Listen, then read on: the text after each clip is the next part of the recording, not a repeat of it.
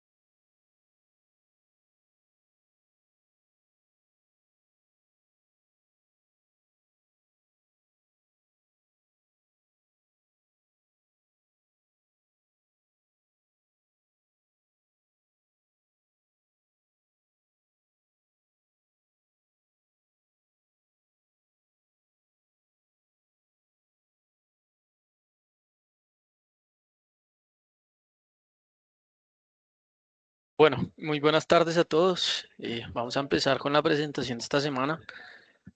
Creo que obviamente en la cercanía de las elecciones, pues es importante mirar un poco el contexto. Eh, Obviamente no podemos dejar de lado lo que ha venido pasando en el tema electoral, que obviamente tiene una incidencia importante en los mercados. Creo que es un tema que pues venimos mencionando ya prácticamente desde inicios del año 2025, donde evidentemente el factor político iba a ser un factor relevante dentro del comportamiento del mercado. Incluso, pues hace un año más o menos, o un poco más lo mencionábamos, gran parte, digamos, de la expectativa positiva que se tenía para los mercados locales desde el año pasado, pues obedecía en cierta parte a precisamente esa expectativa de lo que pudiera pasar en el tema electoral este año. Y creo que eso, pues digamos que quedó demostrado de forma importante el año pasado con el comportamiento, sobre todo, digamos, de la parte de renta variable, la cual tuvo un desempeño bastante destacable por momentos del mercado local siendo uno de los mercados que más se valorizaba a nivel global. Y mucho de eso pues viene precisamente por esa expectativa de lo que pueda ser pues finalmente ese resultado electoral, que obviamente pues tiene sus pros y sus contras a favor de mercado, eh, cada uno obviamente con su postura política, su visión, pero que indudablemente el simple hecho, digamos, de haber la expectativa de que pueda existir un cambio de gobierno, como sucedió en otros países o ha venido sucediendo en otros países, el caso de Argentina, el caso de Chile, por nombrar, digamos, los más relevantes, pues obviamente genera una expectativa de igual forma positiva para los mercados locales. Entonces, pues claramente no podemos dar, digamos que darle la espalda a ese factor y ya pues digamos en la medida que estamos muy cerca pues de esas elecciones de primera vuelta pues queríamos revisar un poquito el tema. Empezando en parte por lo que pues claramente son algo digamos de las propuestas de gobierno y los programas de gobierno. Inicialmente digamos que no vamos a detallar, digamos que en gran forma muchas de las propuestas, dado que pues nos extenderíamos bastante, pero sí quisimos por lo menos resaltar los puntos más importantes de lo que fueron los programas de gobierno que han publicado los respectivos candidatos y sus fórmulas vicepresidenciales, donde quizás pues de pronto tenemos algo más de énfasis. Obviamente las propuestas específicas, digamos, en materia de sectores económicos, del sector salud, etcétera, pues tienen de pronto un poquito más de fondo en algunos casos, pero no están, digamos que de forma tan explícita como en los planes de gobierno, razón por la cual pues aquí también traemos un poquito es el resumen de esos puntos principales donde hacen énfasis cada una de las llaves presidenciales. Entonces, empezando, digamos, con Abelardo de la Espriella y José Manuel Restrepo, encontramos que pues básicamente esto se centra mucho en lo que es salvar la patria, el patriotismo constitucional, la seguridad y la anticorrupción. Vamos que a partir de salvar la patria, hoy ellos destacan 4 amenazas importantes, que es la corrupción, el narcotráfico, violencia y autoritarismo, y pues a su vez el objetivo de poder limpiar un poquito las instituciones públicas, por ejemplo, como el caso de Ecopetrol. En la parte, digamos, de patriotismo constitucional, pues se hace, digamos, referencia principalmente a un rechazo a la constituyente, que es una propuesta de otro de los candidatos, un respaldo total a la constitución actual, a los jueces, a la prensa y a las instituciones. Y adicionalmente, digamos que en la parte de seguridad, pues obviamente identifican que hoy el crimen pues ha sido uno de los principales enemigos eh, a nivel Colombia, y que obviamente aquí entra a formar parte importante, pues digamos que toda la actividad de narcotráfico, por lo cual pues obviamente esto iría enfocado también a la reeducación de cultivos y fortalecer la fuerza pública. Y en temas de anticorrupción, pues es interesante, digamos, esa propuesta de crear un bloque de búsqueda contra la corrupción. Obviamente, pues esto no difiere mucho de otras propuestas de candidatos actuales y candidatos anteriores, pero quizás el hecho de reformar la contratación y hacer parte de ella a través y con un objetivo al 2030 de que el 100% sea de esa contratación sea mediante el blockchain, pues es interesante. Digamos que esta es una actividad que pues ya se viene implementando hace algunos años y ha sido digamos, de una de las aplicaciones importantes de esta tecnología, sobre todo con el desarrollo también de los smart contracts o contratos inteligentes,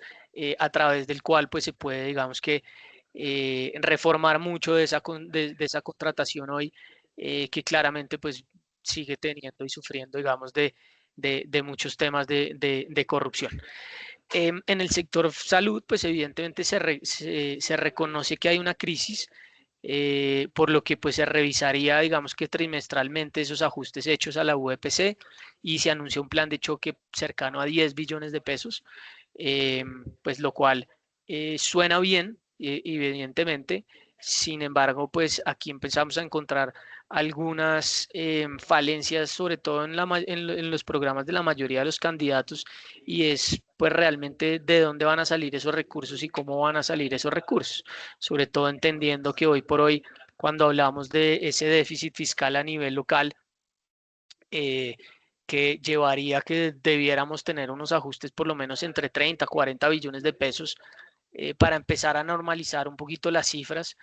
Eso, pues digamos que sumarle un plan de choque o destinar recursos adicionales de 10 billones, pues ya empieza, digamos que a hacer números importantes que tienen que ser pues cuidadosamente calculados, eh, y sobre todo pues digamos que cuidadosamente manejados con el fin de eh, tratar de empezar desde este momento, desde el momento de la posesión, de poder empezar, digamos que a normalizar un poquito esas cifras fiscales que ya sabemos pues van a terminar en un escenario bastante álgido, bastante complicado, producto de lo cual pues hemos visto ya también recientemente lo que ha venido pasando en materia de calificaciones de riesgo, la más reciente durante el mes de abril, y pues obviamente una prima importante que hemos venido pagando a través de bonos y el mercado de deuda pública, con tasas en moneda local cercanas al 14-15%, al igual que lo que ha venido pasando con las tasas en dólares. Adicionalmente, pues se habla de administrar, de pasar de administrar escasez a generar abundancia. Entonces, pues muchos de esos puntos anteriores son los que ellos destacan como razones por las cuales Colombia no ha tenido un crecimiento adecuado, por lo cual digamos que se buscará una lucha importante contra la pobreza, y sobre todo un programa de ajuste fiscal de un 25% del Estado, que puede, digamos, eso explicar algo de esos ahorros que puedan ser utilizados, digamos, en el sector salud. Adicionalmente, buscar un superávit primario de corto plazo, lo que supondría un ajuste de 70 billones de pesos. Creemos que ese ajuste, independientemente de todas las buenas intenciones que haya, pensar, digamos, en el corto plazo es complicado. Adicionalmente, se quisieran fortalecer algunas instituciones como el Comité Autónomo de la Regla Fiscal, pero también, digamos, que reducir ineficiencias en otros sectores como el INVIMA, las superintendencias, que pueden retrasar, digamos, procesos y obviamente ir un poquito en contravía de ese crecimiento. Adicionalmente, se enfocarían en temas de turismo sostenible, nuevas energías, energías renovables, y un objetivo también de fortalecer la vivienda a través de préstamos para compra de vivienda a plazos largos de 30 años con tasas del 2%. Y en el frente macro y fiscal, pues obviamente al generar, digamos, algunos choques de corto y mediano plazo en el tema, digamos, fiscal y de finanzas públicas, pues obviamente eso se vería traducido en una mejora de la confianza inversionista, generando mayor competitividad. Probablemente, y vuelvo y le insisto, creo que eso no lo veremos en el corto plazo, pero sí volver, digamos, a mejoras en términos de calificación de riesgo, y eso pues en el mediano plazo ayudaría, digamos, a esos objetivos de, como lo mencionan, pues lograr un sector, digamos, fiscal mucho más fortalecido. Adicionalmente, pues hacer algunos recortes en materia de gasto público y sobre todo, pues también ir en contra de la evasión para poder llevar ese déficit fiscal prácticamente a la mitad de lo que está estimado pueda cerrar este año 2026, y pues mucho de eso también viene, digamos que soportado en el fortalecimiento del sector minero energético, donde claramente pues hay una postura de mayor exploración y una postura a favor también del fracking. Ya pasando al candidato Iván Cepeda y su fórmula Ida Quilcue, que básicamente son quienes vienen hoy liderando entonces las encuestas. Digamos que aquí encontramos un programa que habla mucho más, digamos, en términos sociales, muy acorde, digamos, a la continuidad de lo que ha sido el gobierno actual. Entonces, pues también hay 4 puntos que se destacan principalmente, digamos, en su programa, que es el sistema contra la macrocorrupción, donde básicamente aquí se proponen 5 pilares, que es la transparencia, la investigación especializada, la prevención con información en tiempo real, fortaleciendo la UIAF, y lanzar pues también un portal anticorrupción para trazabilidad. Desde el punto de vista del salario mínimo, salario vital que ha llamado el gobierno actual, pues claramente comulgan bastante con esa misma proposición. Entonces, a través, digamos, de ese salario vital, pues se defiende poco la dignidad laboral, el poder adquisitivo de las personas, la reducción de la pobreza, y un objetivo de mayor consumo que se vea reflejado en el crecimiento económico. Desde el punto de vista de la renta básica universal, pues también consolidar esa renta básica universal como una fuente de igualdad social, y pues superación, digamos, de la pobreza. Ellos lo mencionan que no es un subsidio aislado, y por otra parte, pues esto también permite atender, obviamente, población, digamos, en miseria y pobreza extrema, que obviamente, pues ha sido, digamos, que una fuente importante, digamos, de la narrativa de tanto el gobierno actual como este, en caso de que se diera la continuidad de, pues creo que es su principal apuesta en lo social. Adicionalmente, una fiscalidad progresiva y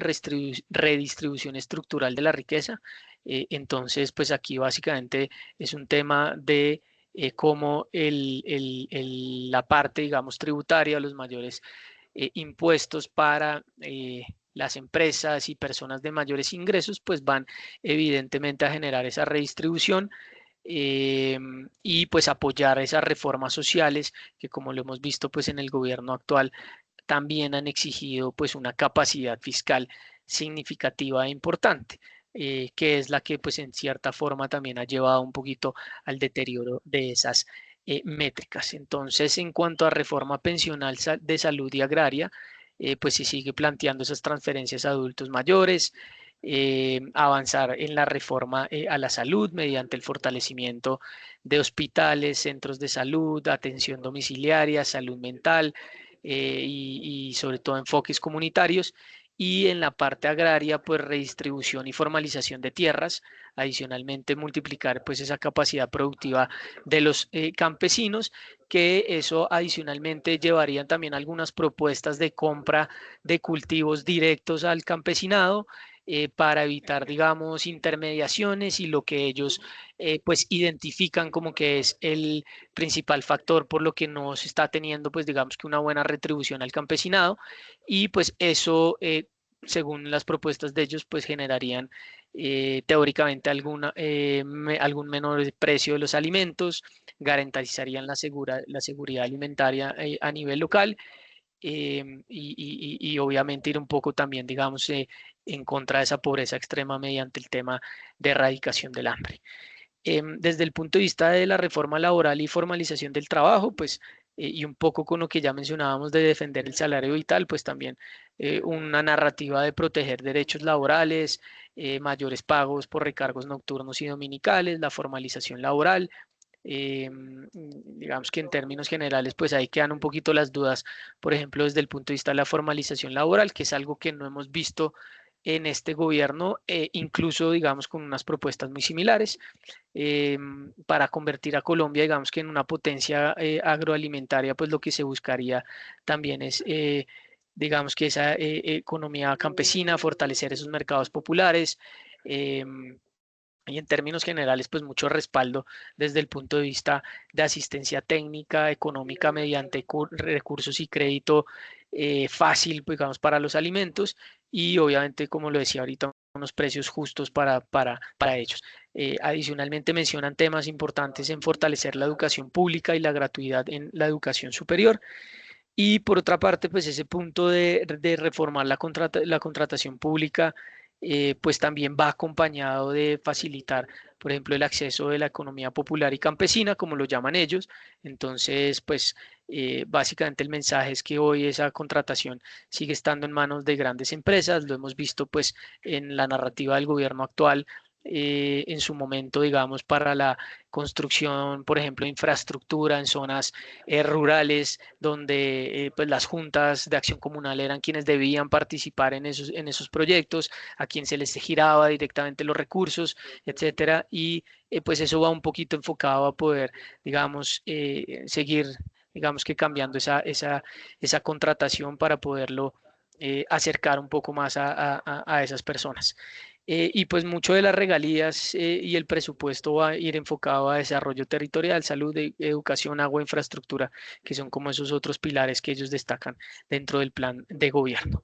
En el caso, digamos, de Paloma Valencia y Juan Daniel Oviedo, los cuatro puntos que de pronto se destacan de forma importante es un tema de seguridad, donde básicamente aquí se habla de fortalecer la fuerza del Estado. Es una dupla que ha atacado, al igual que el candidato Abelardo Las Espriella y José Manuel Restrepo,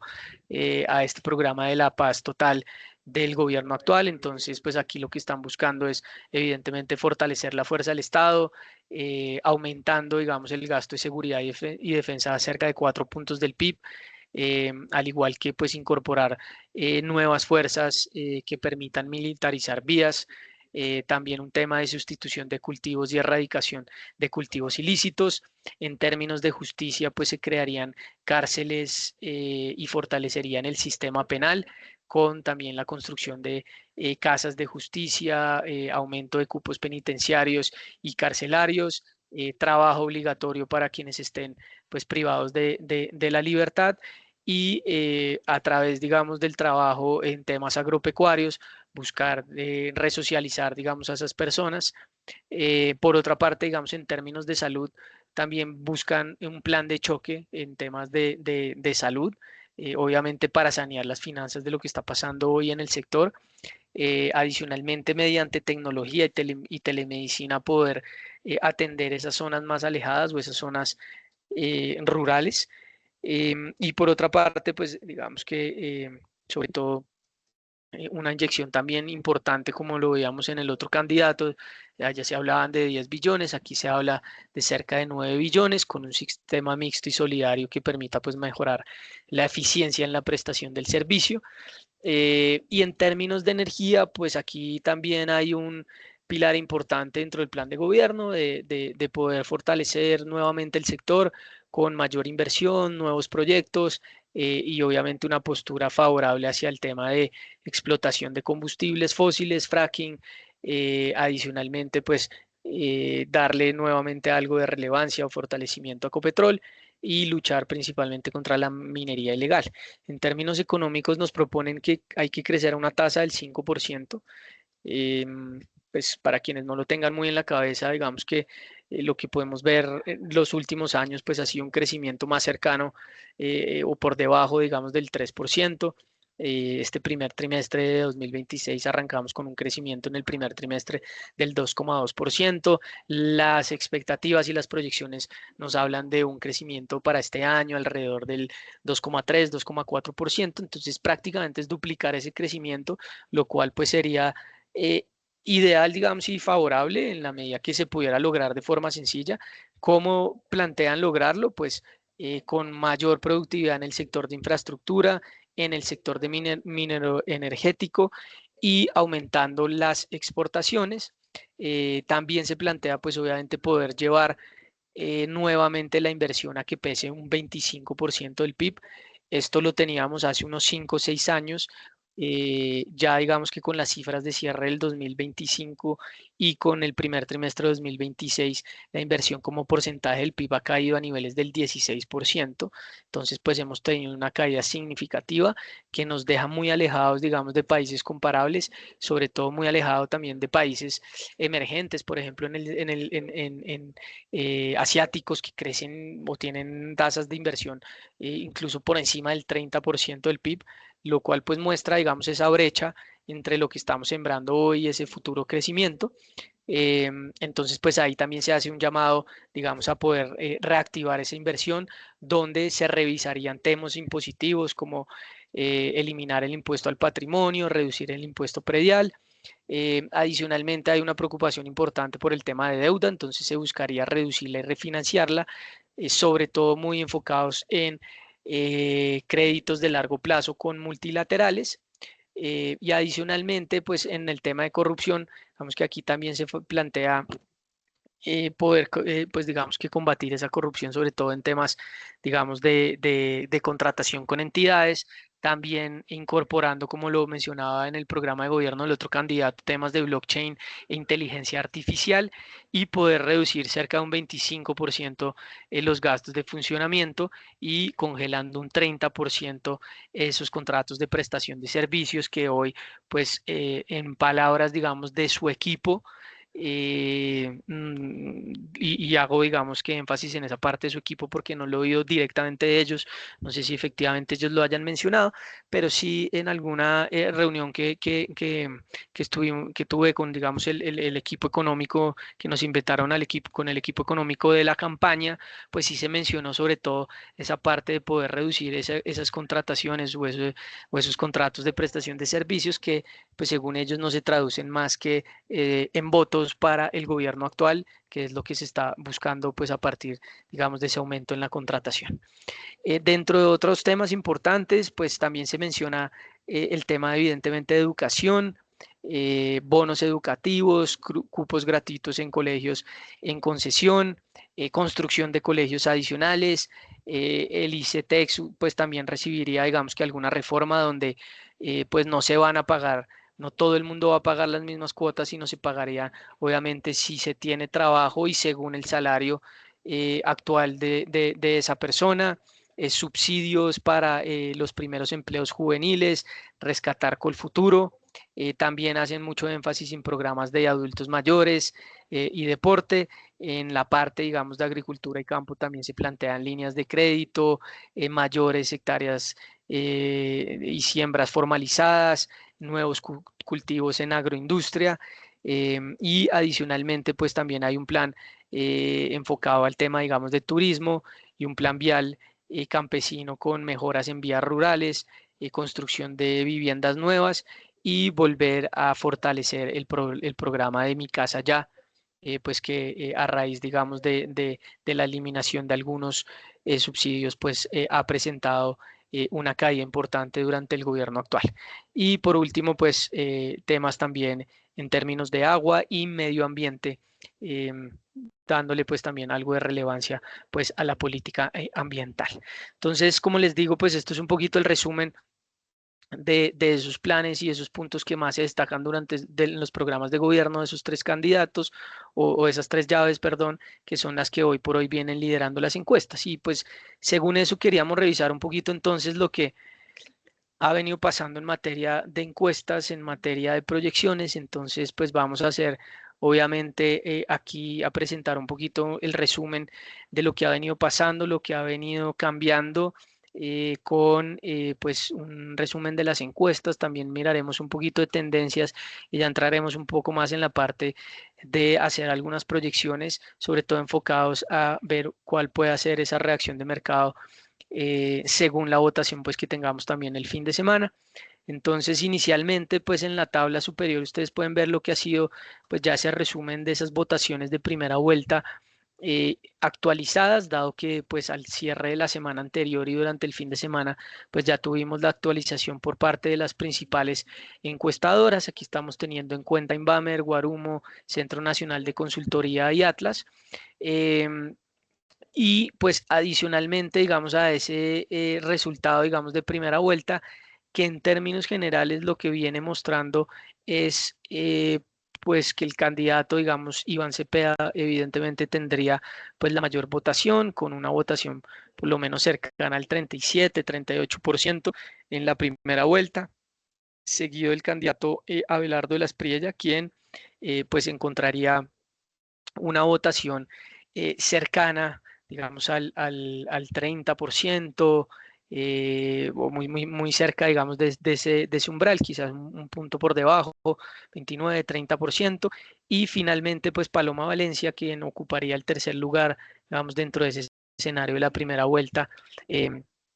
Que pues para el caso, digamos, del agregado de encuestas, pues estaríamos hablando más o menos de un 16% en términos de la votación. Obviamente cuando uno entra a detallar, digamos que algunas de las encuestas, pues se encuentra algún sesgo favorable y desfavorable para cada uno de los candidatos. Entonces, pues digamos que si vamos a mirar Iván Cepeda, la encuesta que más votación le da para primera vuelta, pues le da cerca de un 44-45%, lo cual contrasta evidentemente contra cerca de 7, 8 puntos contra las demás encuestas. Pasa algo relativamente similar, digamos, y en contra para el candidato Abelardo de la Espriella, quien en la encuesta de Guarumo, que es la que les muestro aquí en la parte de la derecha, pues él tiene una votación ligeramente menor en unos 3 o 4 puntos frente al promedio de las demás encuestas. Adicionalmente, en la encuesta de Atlas, pues a su favor encuentra una votación casi que 6 puntos por encima del promedio de las demás encuestadoras. Entonces, pues ahí empezamos, digamos, también a encontrar algunos contrastes, que en el caso, digamos, de Paloma Valencia, donde más la favorece es en la encuesta de Guarumo, la cual refleja casi que 5 o 6 puntos por encima del promedio de las demás encuestas. Importante entonces mirar un poquito lo que les decía, y aquí me enfoco en esa referencia de la última encuesta de Guarumo, donde pues básicamente uno también empieza ya a analizar un poquito más el tema de cómo ha venido cambiando esa tendencia en el tiempo. Y lo que uno ve es que finalmente, a pesar de que pues esta encuesta pueda mostrar algo de favorabilidad hacia uno u otro candidato, y no lo digo por intereses de la encuesta, sino simplemente porque los resultados pues puedan dar más altos o más bajito que el promedio o que otras encuestas, uno encuentra pues que el candidato Iván Cepeda pues ha encontrado, digamos que relativa estabilidad o techo a partir de la encuesta de marzo, es decir, marzo, abril y mayo, pues los resultados han estado muy cercanos al 37%, lo cual contrasta un poquito con lo que ha venido pasando en el caso de Abelardo de la Espriella, quien pues ha pasado más o menos de 18 puntos en el mes de enero a 27 puntos ahorita en la última encuesta que se realizó. Y para el caso de Paloma Valencia, algo similar, dado que Paloma Valencia había empezado sobre todo con una intención de voto muy baja, previo a la consulta, a las consultas de marzo. Ya a partir, digamos, de la consulta de marzo, pues repuntó a niveles del 20% y ahí se ha venido también estabilizando un poco.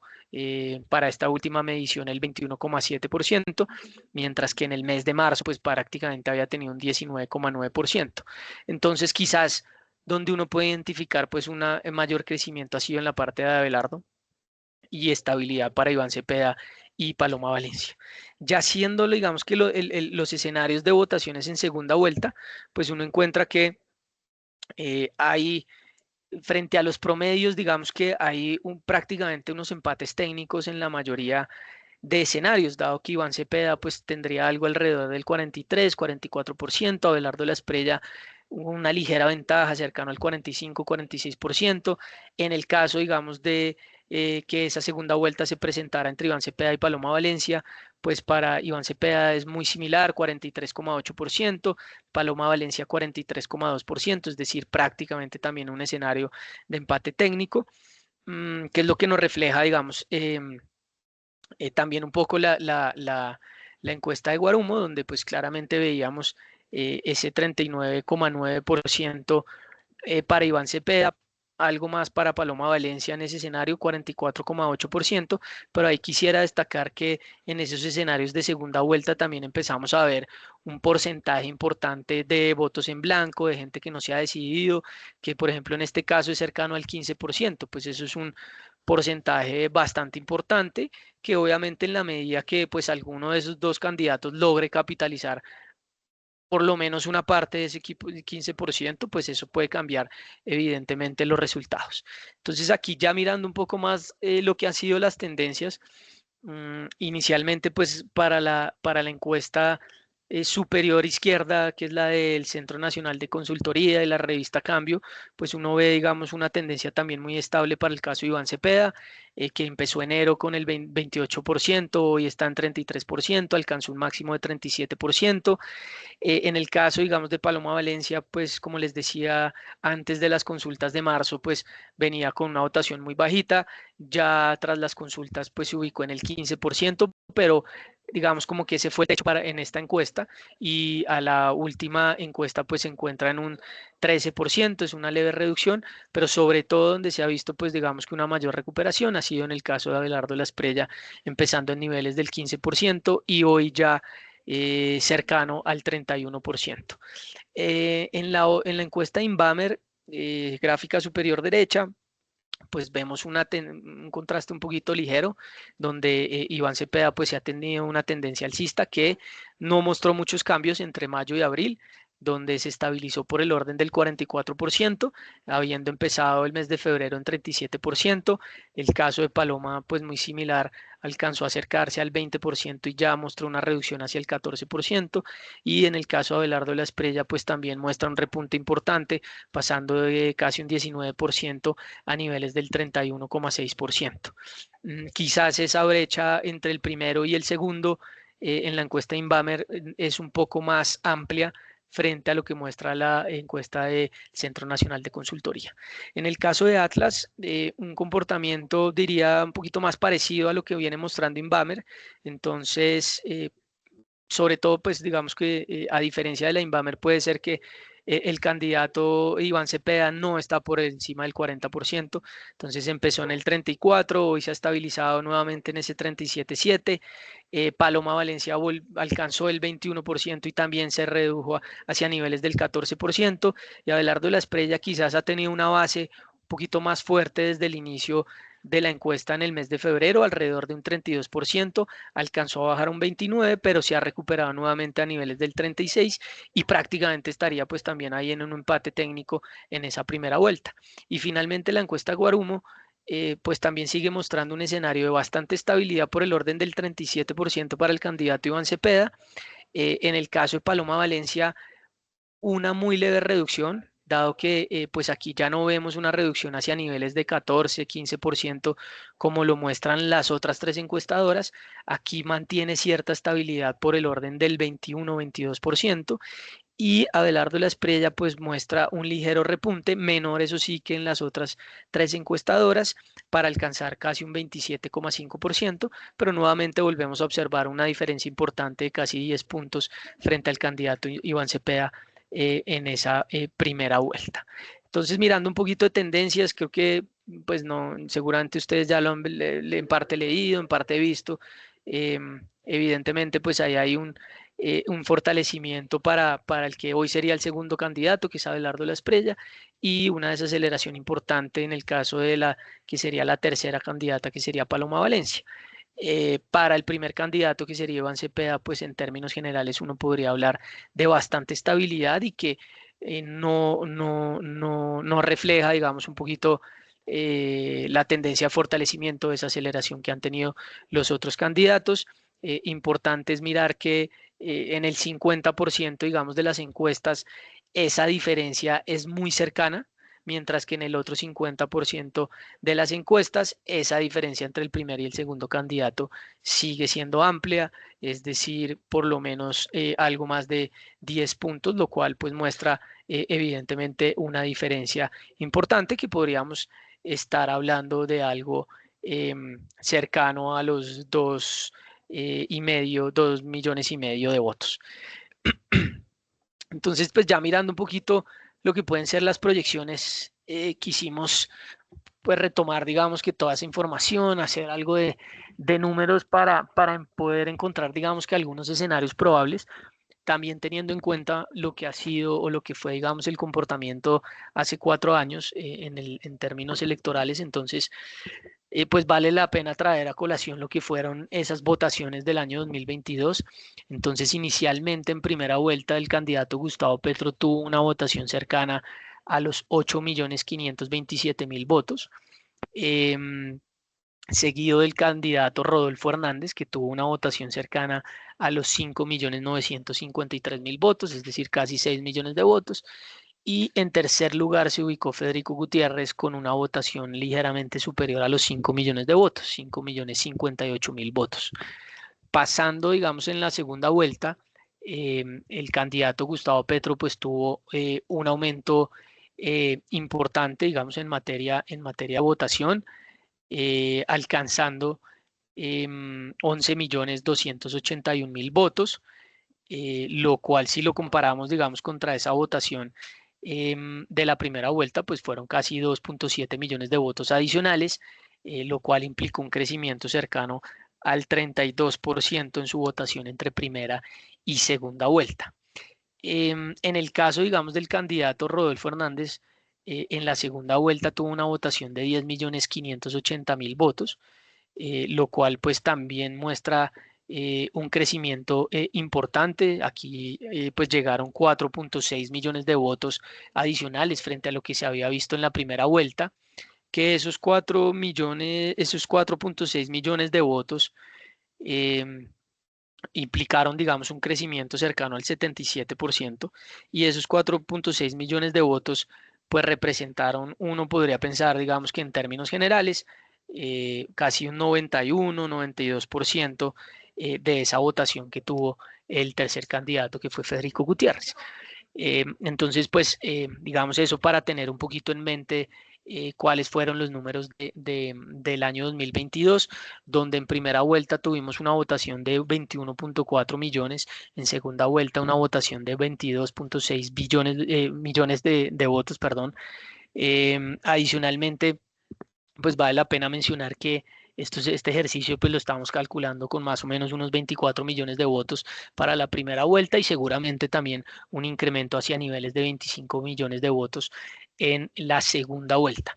Esto nos deja que pues en el agregado inicialmente pensaríamos que para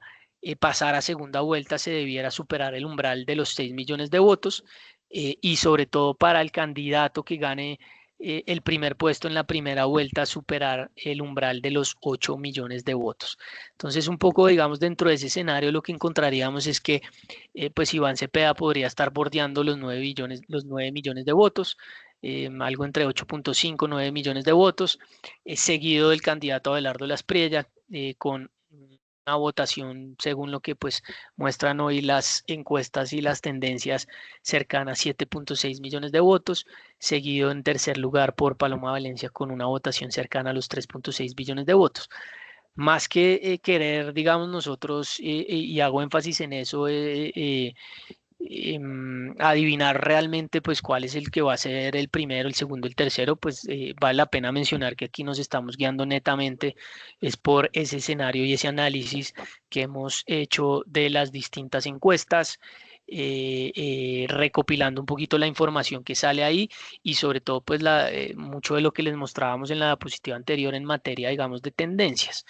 Y algunos otros mercados que ya les voy a mostrar más adelante. Entonces, pues aquí obviamente no estamos, digamos que mencionando nada de preferencias que tengamos nosotros, ni orientaciones, sino simplemente pues temas de números y lo que estamos viendo hoy por hoy, y queremos hacer pues un ejercicio simplemente constructivo que nos permita, digamos, identificar un poquito lo que pueda ser el resultado y cómo llevarlo o aplicarlo al comportamiento de mercado. No es más que eso. Evidentemente, hay un porcentaje importante aún entre los otros candidatos que podrían sumar algo cercano a 1.4, 1.5 millones de votos y sobre todo algo de lo que hablábamos ahorita, de casi un 10% para indecisos o que aún no saben por quién votar. Que puede estar bordeando los 2,5 millones de votos, que claramente esos 2,5 millones de votos pues pueden ser bastante interesantes para cualquiera de los dos candidatos que avance a segunda vuelta. Van a querer obviamente sumarlos porque como se dan cuenta, pues hay un crecimiento natural en la votación en segunda vuelta y pues con unas elecciones que que en el periodo anterior, en el 2022, se definieron por cerca de 700.000 votos, pues poder, digamos que capturar esos 2,5 millones más los otros candidatos, estaríamos hablando de casi 4 millones de votos, pues evidentemente sería interesante para cualquiera de los candidatos que pasen a segunda vuelta. Nosotros habíamos hecho un ejercicio para el caso de Chile, que ya fue enviado hace algunas semanas, donde queríamos pues también revisar un poquito qué venía pasando en Chile en términos también de encuestas, en términos de tendencias, y a pesar, pues digamos, de que el documento tiene mucho más análisis, pues aquí solo quisimos traer un breve resumen mirando qué específicamente, mirando cómo estaba comportándose un poquito la tendencia previo a esa primera vuelta y qué pasó, digamos, a partir de la segunda vuelta. Para los que no saben, en el escenario, digamos, de primera vuelta en Chile, siempre se dio como ganadora a la candidata de izquierda, Janet Jara, mientras que en los escenarios de segunda vuelta, al incorporar, pues digamos, la votación de los otros candidatos, el segundo candidato en votaciones, José Antonio Cast, pues en todos los escenarios de segunda vuelta ganaba, como efectivamente pasó. Entonces, pues por eso nos parece importante revisar, dado que, pues como lo veían ahorita, el primer candidato, Iván Cepeda, pues sí ha tenido cierta límite o cierto techo en niveles cercanos al 37-38%, mientras que para los dos candidatos opcionados a competir con él en la segunda vuelta, pues se ve obviamente un aumento, digamos, en esa intención de voto entre la primera y segunda vuelta. Es decir, cualquiera de los dos podría capitalizar votos de quien quede en el tercer lugar. Entonces, pues sería un escenario, digamos, entre comillas, relativamente similar.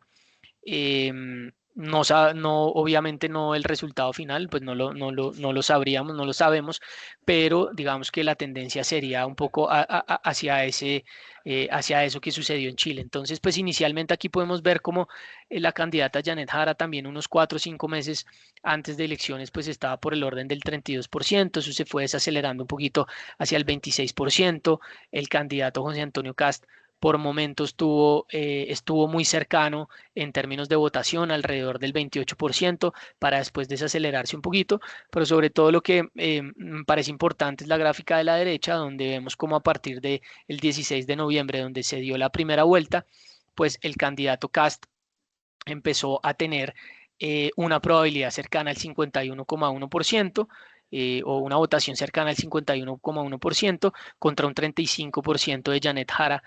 que pues fue quien ganó la primera vuelta, aún teniendo un 15%, digamos, de indecisos. Aquí vale la pena mencionar que esto es un promedio también. Las líneas lo que están reflejando es un promedio, digamos, suavizado de cada vez que se hizo ese sondeo, digamos, de votación, porque pues como lo pueden ver en algún momento, la votación para el candidato ganador fue cercana al 60%, en otros escenarios fue cercana al 45%. Entonces, digamos que el promedio logró acercarse hacia un 50% contra un 35% de Janet Jara. Y eso pues quería contrastarlo un poquito, por ejemplo, con lo que mostró Atlas Intel en su última encuesta, y es que en segunda vuelta Abelardo pues tendría un 50%, que es muy similar a ese 51% de Cast, pero Iván Cepeda tendría casi que un 41%, es decir, ahí hay un resultado mucho más fuerte para Iván Cepeda comparativamente contra Janet Jara, casi unos 6 puntos, que obviamente pues entra, digamos que a hacer que la competencia sea un poquito más fuerte, y obviamente pues los indecisos tienen también un porcentaje menor, cercano al 9%, casi la mitad de lo que pues reflejaban esos indecisos en Chile entre la primera y la segunda vuelta, con casi un 15%. Aquí pues todavía estamos hablando del escenario antes de primera vuelta, entonces pues obviamente esto podría cambiar también en caso de que así se materialice para la segunda vuelta. Mirando también lo que ha sido el Polymarket, que para que no sepan, pues es otro mercado, digamos, donde se hacen algunas apuestas en términos de cuál es la probabilidad de que un candidato u otro gane. Pues es un mercado que vale la pena mencionar. En algunos casos ha estado bastante cuestionado por temas, digamos, de manipulación, porque básicamente ahí se está apostando plata a una probabilidad, no a una intención de voto. En la primera vuelta el mercado venía viendo a Janet Jara como favorita para ganar la primera vuelta, y eso estaba reflejando un 94% de probabilidad, es decir, una probabilidad muy alta que evidentemente se materializó. Para la segunda vuelta, ese mismo Polymarket en Chile venía mostrando a José Antonio Cast como favorito para ganar la presidencia con una probabilidad cercana al 70%, y Janet Jara caía de forma importante a niveles del 14,7, 15%. Y eso lo traigo a colación porque básicamente cuando revisamos ese mismo mercado para el caso de las elecciones presidenciales en Colombia, vemos que el ganador, digamos, de la primera ronda de las elecciones presidenciales en Colombia, pues sería Iván Cepeda. Aquí la probabilidad cercana al 70% en este momento. Esto lo tomé hace un rato.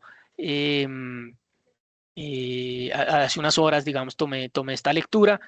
con Iván Cepeda cercano al 70% y Abelardo Lasprilla con un 29%.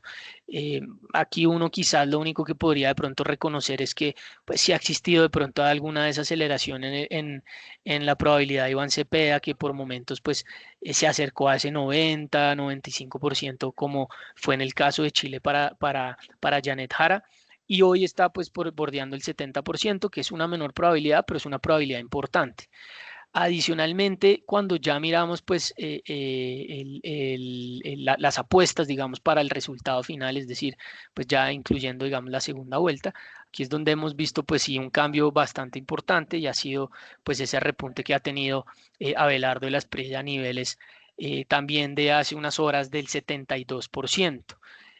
Que si lo contrastamos, digamos, contra ese 70% que tiene hoy Iván Cepeda de ganar en primera vuelta, pues uno diría es una probabilidad también alta. Y si lo comparamos contra esa misma probabilidad que tenía José Antonio Cast en el Polymarket previo a la segunda vuelta, también ganando con un 70% de probabilidad, y que así efectivamente se materializó, pues aquí también vemos entonces una probabilidad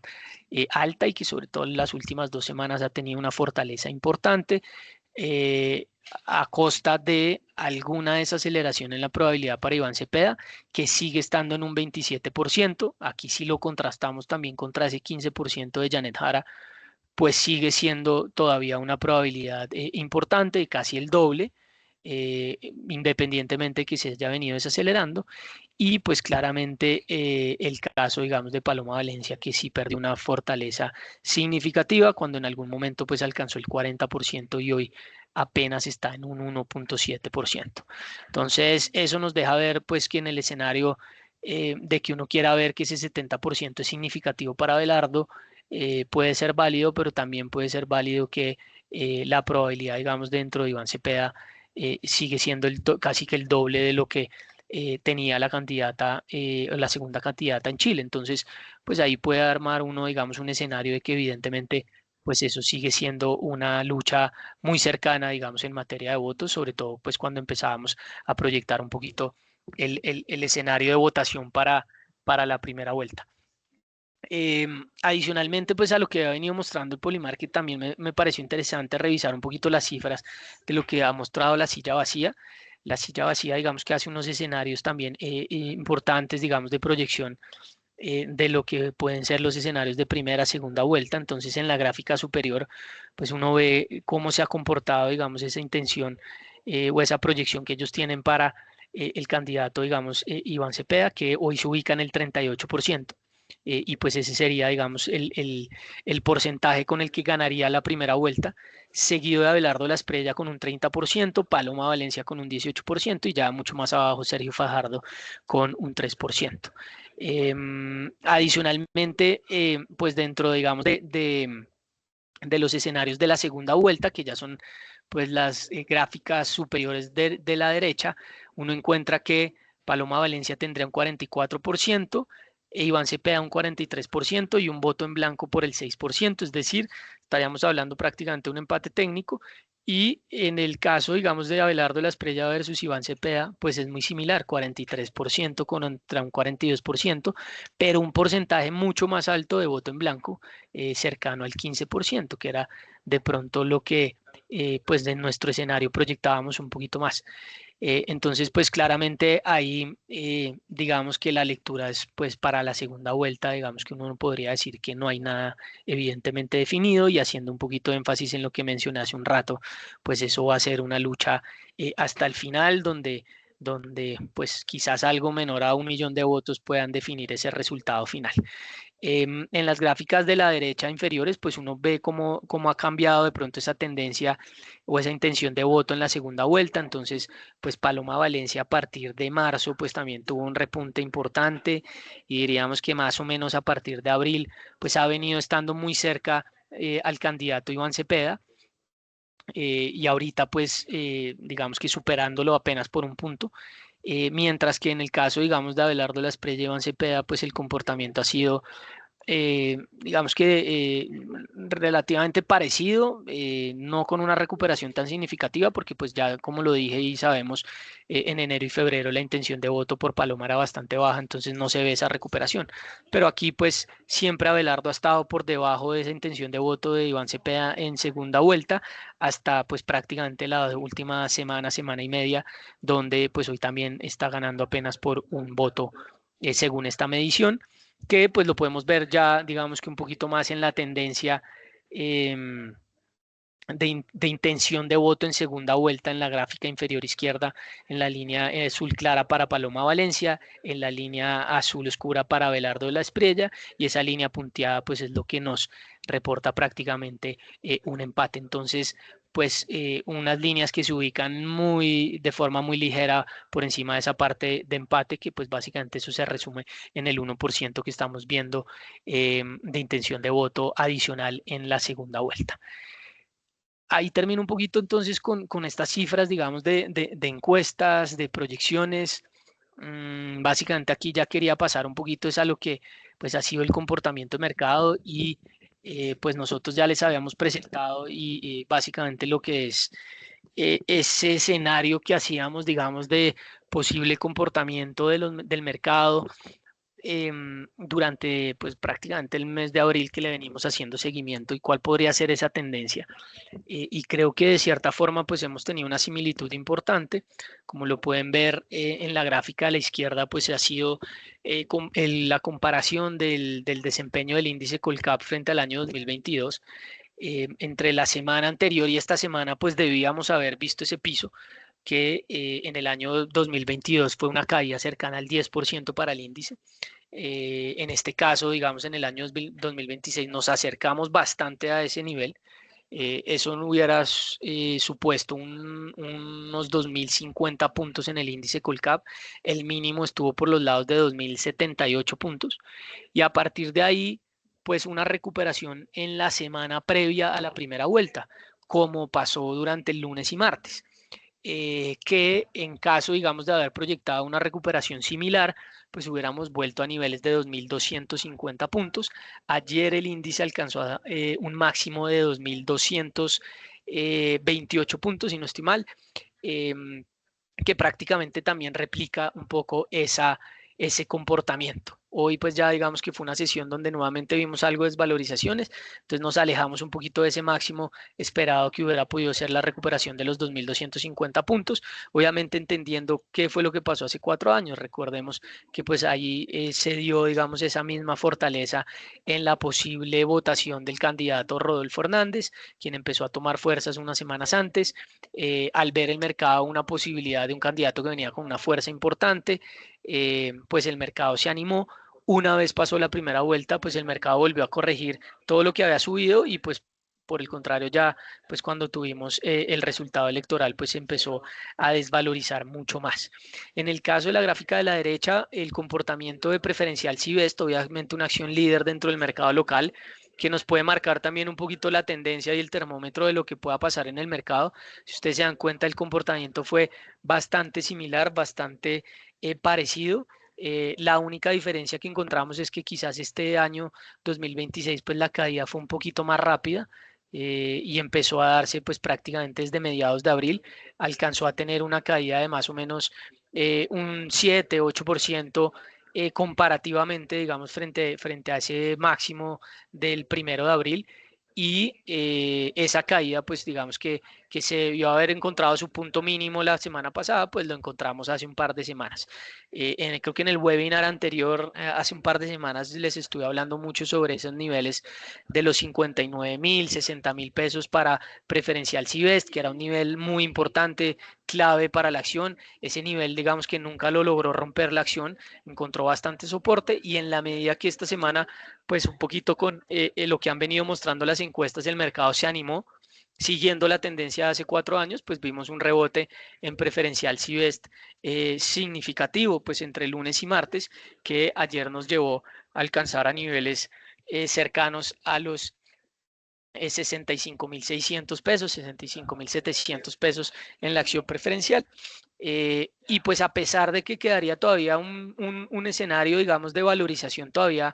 importante para replicar el movimiento hace 4 años, creo que pues ya en cuestiones de tiempo y por la cercanía, digamos, de la primera vuelta, creo que pues no se va a materializar de todo, a pesar de que la tendencia sea similar, pues de pronto falte un poquito de magnitud en ese movimiento. Y en el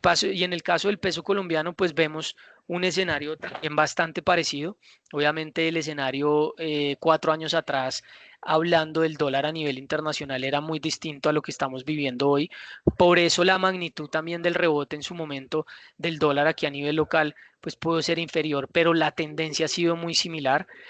Hace un par de semanas también lo mencioné acá en el webinar que pues ya encontrábamos un dólar que se estaba acercando a niveles de 3.800, un poquito por encima de ese nivel y que quizás ahí podríamos encontrar un respiro de corto plazo. Eso se materializó durante la semana pasada y esta semana, donde hoy tuvimos un cierre del dólar en niveles de 3.626. Entonces, prácticamente en las últimas 2 semanas, pues sí se dio una corrección de más o menos 200 pesos, que a mi juicio, pues pudo ser un poquito más fuerte de lo que quizás hubiera esperado inicialmente. Pero en términos generales, pues fíjense, la tendencia ha sido muy similar. Entonces, pues ya nos estamos ubicando sobre unos niveles también de soporte que creo que difícilmente se romperán previo a los datos de la primera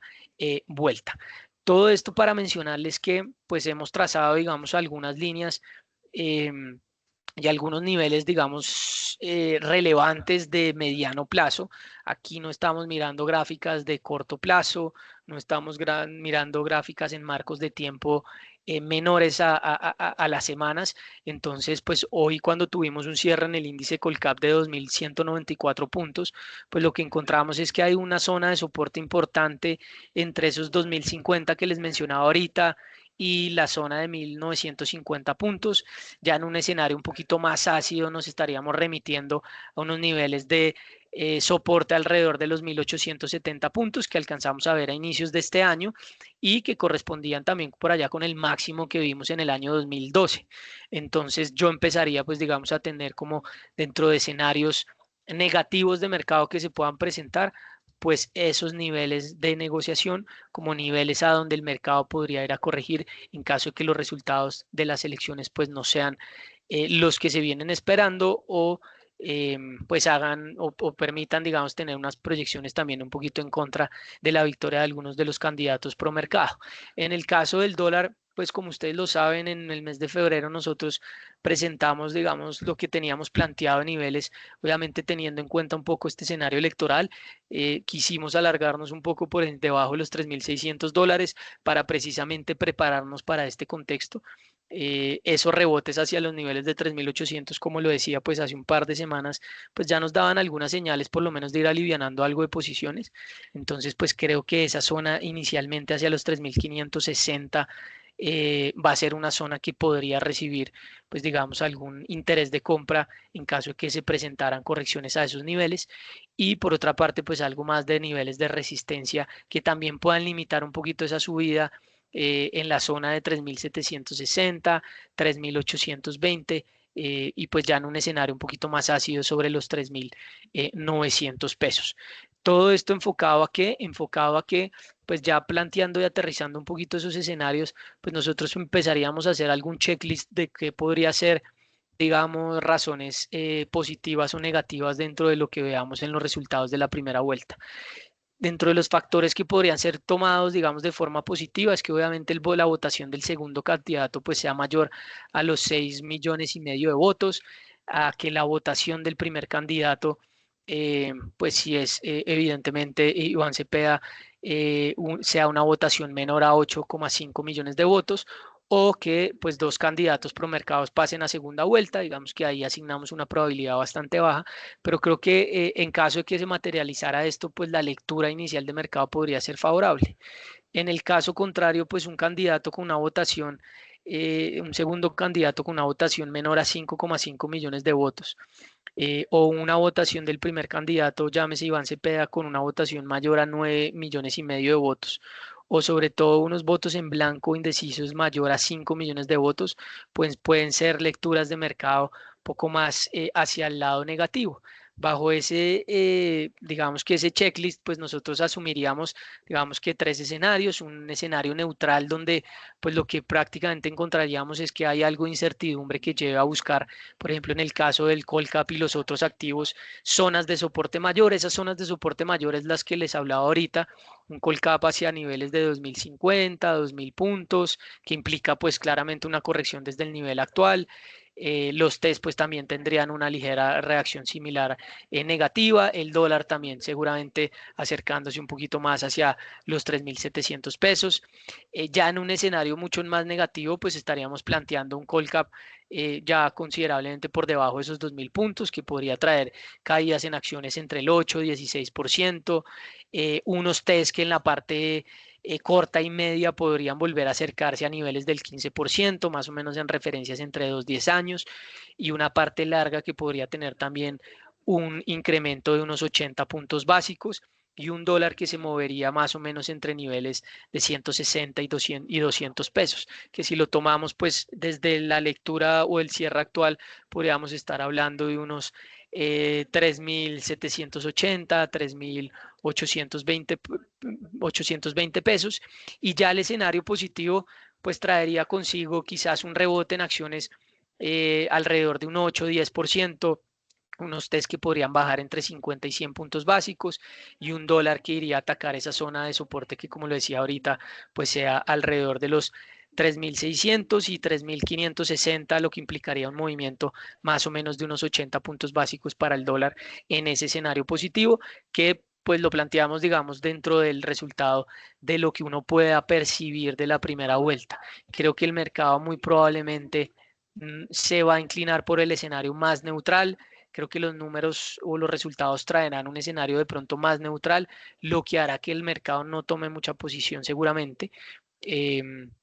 y que la reacción por lo menos inicial pueda ser neutral. Obviamente pues eso va a depender entonces un poco del resultado que tengamos el domingo. Bueno, no sé, creo que por ahí puedo terminar esta parte. No sé si tengan alguna pregunta. Quería de pronto comentar un par de resultados corporativos que, como ustedes saben, pues hemos venido haciendo seguimiento las últimas semanas. Aquí me enfocaría en dos emisores del mercado global que básicamente, pues de cierta forma también nos permiten un poco diversificar ese riesgo frente a lo que ha sido el contexto electoral aquí en Colombia, como es Nubank y Nvidia, dos acciones pues que bastante oímos de ellas, por no solo, digamos, por su relevancia en otros mercados, sino sobre todo por unas cifras bastante interesantes que, por ejemplo, en el caso de Nubank, reportaron un crecimiento en ingresos cercano al 53%, una utilidad bruta que creció casi 42% y una utilidad neta que creció casi el 56% en términos anuales. Esto desafortunadamente vino también acompañado por unas provisiones que crecieron cerca del 76%. Acá hay dos factores importantes y es que primero la estacionalidad del primer trimestre es relevante en Nubank. Entonces, pues ahí se genera un aumento de provisiones significativo. Y por otra parte, en la medida que el crecimiento del portafolio ha venido creciendo, es decir, el portafolio y la cartera ha venido creciendo, creo que por el orden del 80% en términos anuales, eso a su vez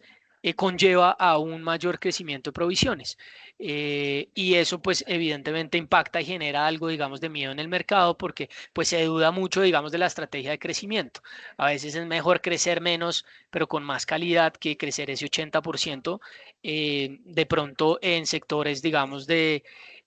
clientes que no tienen, digamos, un perfil crediticio tan positivo, que ha sido, digamos, algo común en Nubank, que no necesariamente hoy por hoy es preocupante, pero pues que sí llama un poquito la atención del mercado. Y en la medida que algunos de esos productos donde se crecen, pues son productos que no tienen garantía, pues obviamente genera un poquito más de riesgo. Entonces, fíjense que a pesar de las cifras y del buen crecimiento y de la historia, digamos, de crecimiento que ha tenido el banco en los últimos años, creo que eso se ve bastante evidente en en la gráfica de la derecha.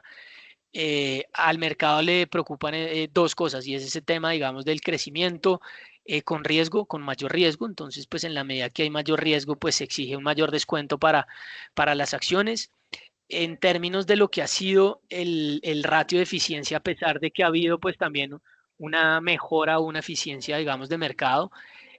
pues básicamente el mercado todavía no cree mucho, digamos, en ese escenario de que se pueda mejorar mucho más, eso aumentaría el costo de riesgo del banco. Y por otra parte, desde el cierre del año anterior, pues ya el banco nos había dicho, o el emisor nos había dicho, este va a ser un año de crecimiento y de expansión internacional, lo cual exige recursos para el crecimiento, no solo en México, donde ya se ha tomado un protagonismo importante, sino también en Colombia, probablemente ingresando a un mercado nuevo, como ya lo han anunciado en Estados Unidos, y eso exige capital. Entonces, por ahí es un poquito la lectura de lo que el mercado quizás no recibió tan bien en los resultados de Nubank. Y en el caso de Nvidia, pues quizás no vimos una reacción de mercado tan negativa. Los resultados la semana pasada pues eran bastante esperados por el mercado. Finalmente no tuvimos pues ese escenario muy negativo desde el punto de vista de la reacción post resultados. Quizás ya en la última semana pues sí se acumula una caída un poquito más fuerte, cerca del 8% en las acciones, pero pues muy cercanas, digamos, a máximos históricos. Aquí pues evidentemente se sigue reportando también unas cifras muy interesantes, un crecimiento en ingresos de más del 80%, sobre todo la línea de negocio de centro de bases de datos, pues viene aportando de forma importante, creciendo más del 90%. Las empresas, digamos, que demandan chips, pues siguen siendo demandantes importantes y crecieron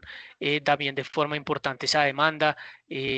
Adicionalmente, pues en términos de márgenes, aunque estuvieron un poquito por debajo de lo que venía estimando el mercado, pues también se vio una mejora, como fue en el caso del margen bruto, que pasó del 61% al 75%,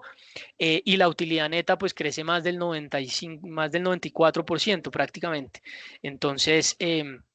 Aquí hay un crecimiento interesante,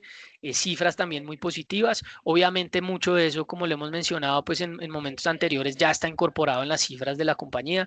Lo habíamos hablado también en un webinar anterior. Creo que las acciones tecnológicas el último mes habían crecido el 30-35% en promedio. Luego mucho de eso estaba reflejado ahí. Entonces pues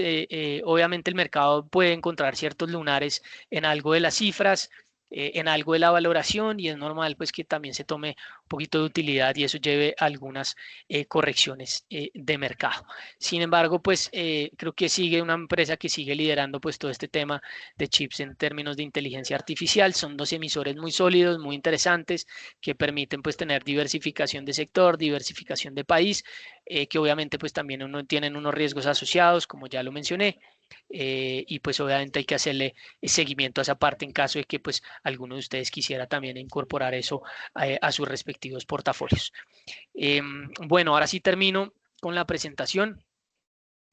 Voy a dejar un par de minuticos a ver si pues de pronto tenemos alguna pregunta.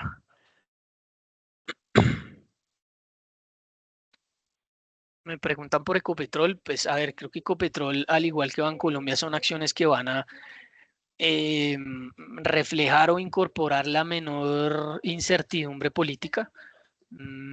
Pues ya sabemos, incluso a Ecopetrol estos últimos 4 años le ha costado bastante precisamente pues la visión que tiene el gobierno actual en materia del negocio petrolero y la visión que tiene sobre la compañía. Entonces, pues es una compañía que bajo la tesis, digamos, de mayores precios del petróleo y los precios a los actuales,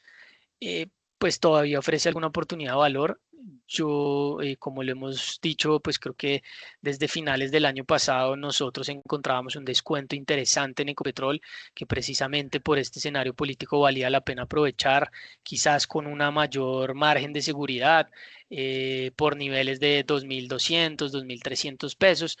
Eso pues ya digamos que en parte se ha materializado en lo corrido del año. Mucho de ello también ha venido explicado pues evidentemente por el aumento de los precios a raíz de lo que ha sido el conflicto en el Medio Oriente. Entonces pues para una acción que inició el año prácticamente en 2.000 pesos, hoy estamos en niveles de 2.700, pues mucha de esa posibilidad de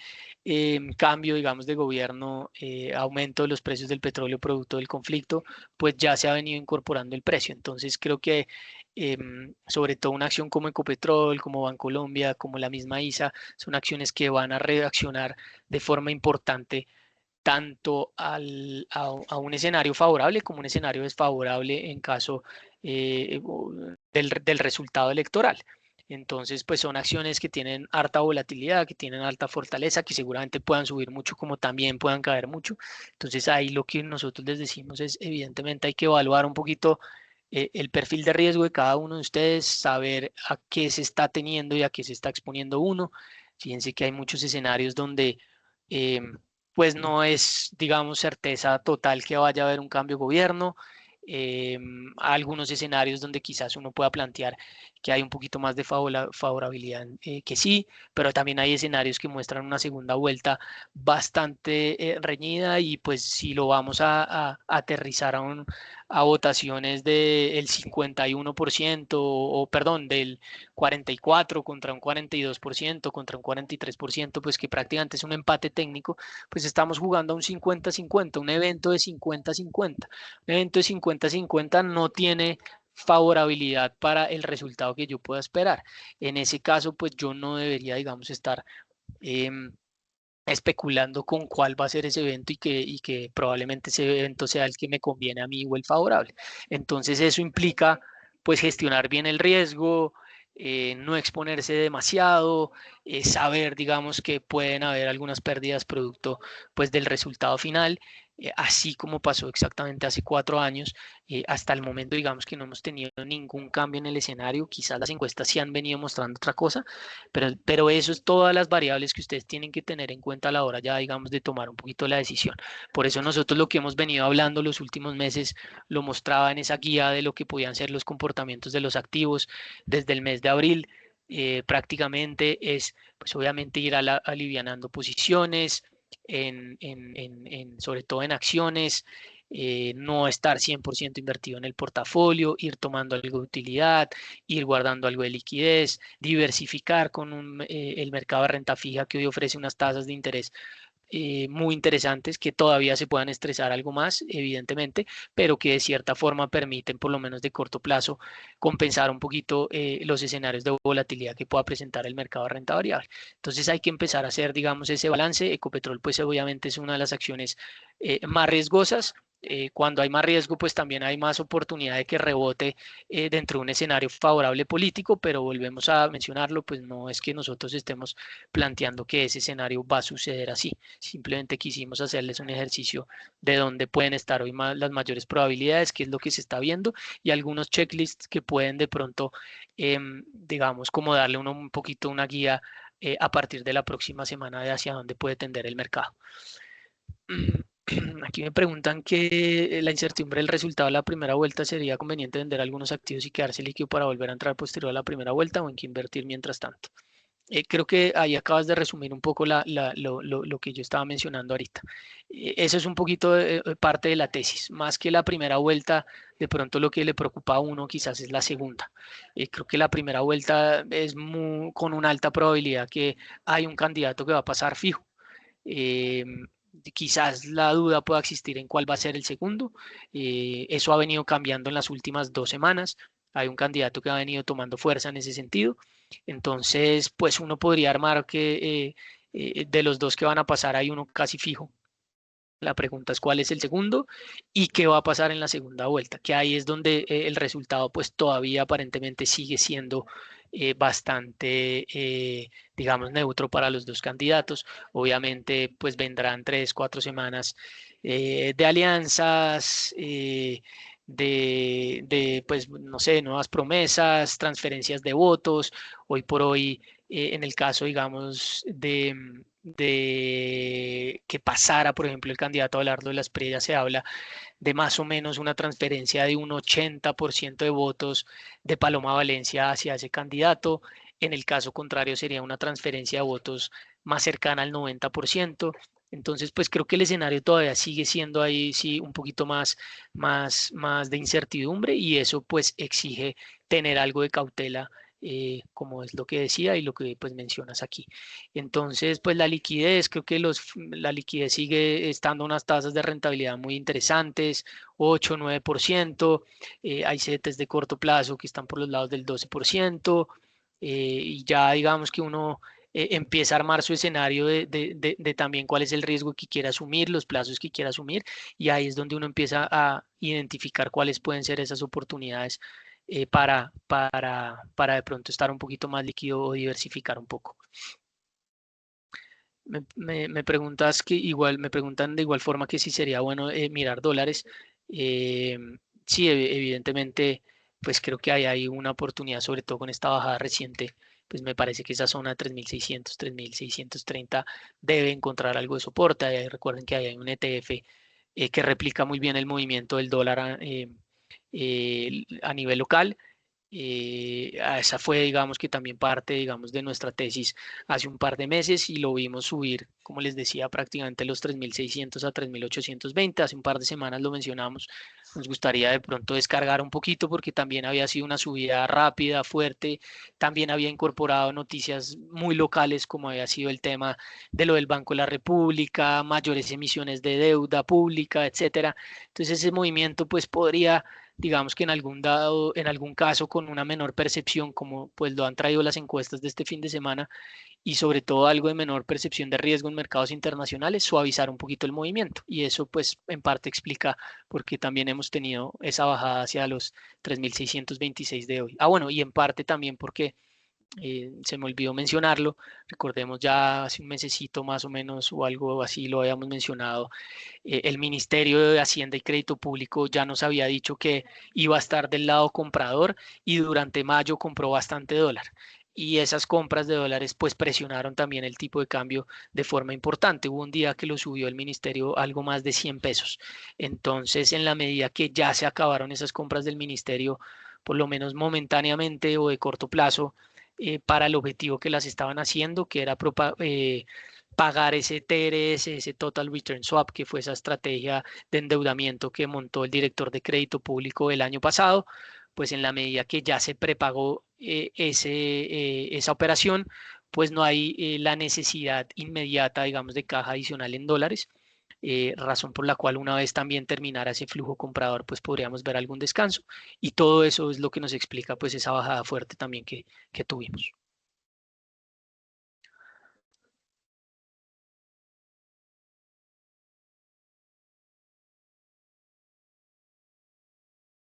Bueno, creo que no tengo más preguntas, entonces, bueno, agradecerles por acompañarnos el día de hoy. Vamos entonces, pues como les digo, a estar pendientes entonces qué pasa el fin de semana y que pues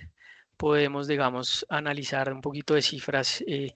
encontrar algo que de pronto nos permita como anticipar un poco más ese escenario de segunda vuelta y cuál puede ser